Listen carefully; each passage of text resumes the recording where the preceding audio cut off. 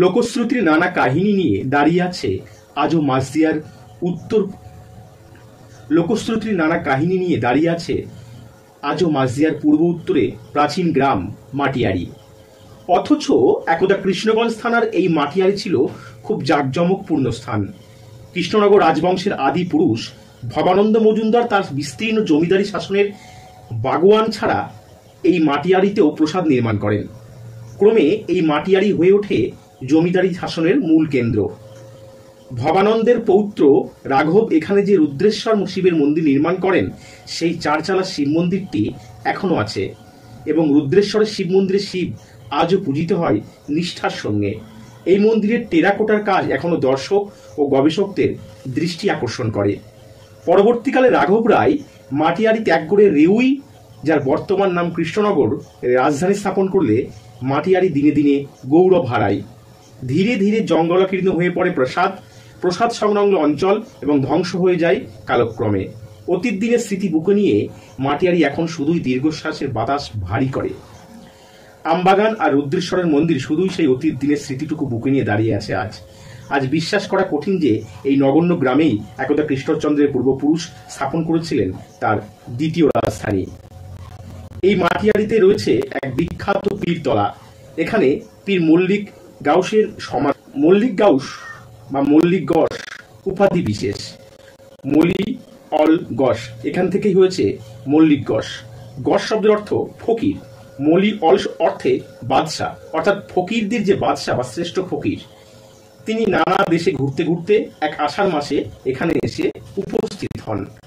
প্রচলিত ভবানন্দ মজুমদার যখন এই মাটিয়ারিতে রাজধানী স্থাপন করেন, তখন একবার এই অঞ্চলে অনাবৃষ্টিতে হাহাকার পড়ে যায় এবং রাজা অন্নসত্রে সেদিন ওই পীরের অলৌকিক ক্ষমতায় চারধারে ভীষণ বর্ষণ হলে অন্নসত্রের স্থানে বর্ষণ হলো না।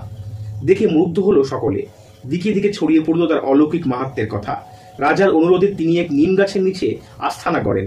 প্রয়োজনীয় অর্থ জমি জমা দেন রাজা ওই ফকির ও তার শিষ্যদের ভরণ পোষণের জন্য। পীরতলায় দিঘিটি রাজা এক খনন করিয়ে দেন। ওই দিঘিটি দুধপুকুর নামে খ্যাত।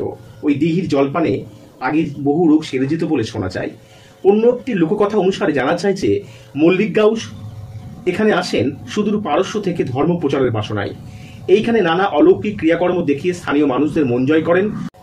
দ্রুত সিদ্ধ ফকির হিসাবে তার খ্যাতি ছড়িয়ে পড়ে সারা জেলায়। শোনা যায় তিনি ছিলেন বাকসিদ্ধ পীর। তিনি যাকে যা বলতেন তাই নাকি সিদ্ধ হতো। তার তেল পড়া, জল পড়া, মাদুলি, বহু কঠিন রোগ সেরে যেত। ধুলো পড়ায় গৃহে শান্তি ফিরত। দলে দলে তাই লোক আসত। অন্য একটি লোককথা অনুসারে জানা যায় যে ভবানন্দ মজুমদার এখানে তার নতুন রাজধানী স্থাপন করলে মল্লিক গাউস তার ভাই করিমকে সঙ্গে নিয়ে এখানে আস্তানা গাড়েন। সঙ্গে আসেন তার দুই শিষ্য। পরে ভাই করিম চলে যান গোবিন্দপুরে, কিন্তু গাউস থেকে যান এখানেই। হিন্দু মুসলমান উভয় সম্প্রদায়ের মধ্যে প্রচুর ভক্ত ছিল তার। তিনি ছিলেন সিদ্ধ পুরুষ। এখানেই তিনি দেহ রক্ষা করেন। দিঘির পাড়ে অশ্বত্থ গাছের নিচে সমাহিত হন। তার সমাধির পাশেই আছে আরো দুই শিষ্যের সমাধি। প্রচলিত লোকশ্রুতি অনুসারে জানা যায় যে ওই দুই শিষ্য ছিলেন হিন্দু, একজন ছিলেন নাপিত, অন্যজন ছিলেন ধোপা। ওই পীরের জন্য কৃষ্ণনগরের রাজারা বহু বীরত্বর জমিদান করেছিলেন। তবে বর্তমানে সেসব জমি হয় খাস নয় দখলে হয়ে গেছে।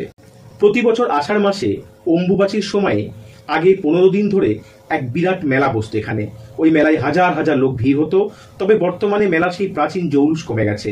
আগে ওপার থেকেও হাজার হাজার লোক আসতো এই মেলায়, কিন্তু বর্তমানে সীমান্তে কড়াকড়ির জন্য ওপারের লোকজন অল্পই আসে।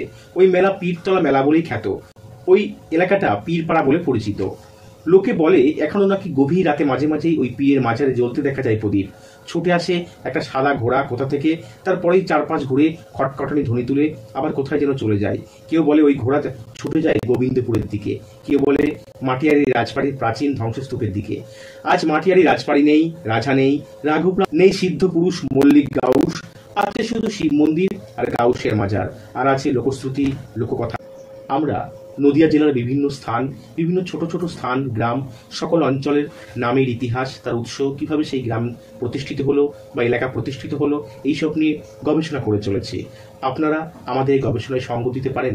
কোনো এলাকা বা কোনো নির্দিষ্ট গ্রাম স্থানের কোনো তথ্য দিয়ে বা কোনো কিছু জানতে চাইলে কমেন্ট বক্সে কমেন্ট করুন। আমরা আপনার সঙ্গে যোগাযোগ করে নেব। ধন্যবাদ।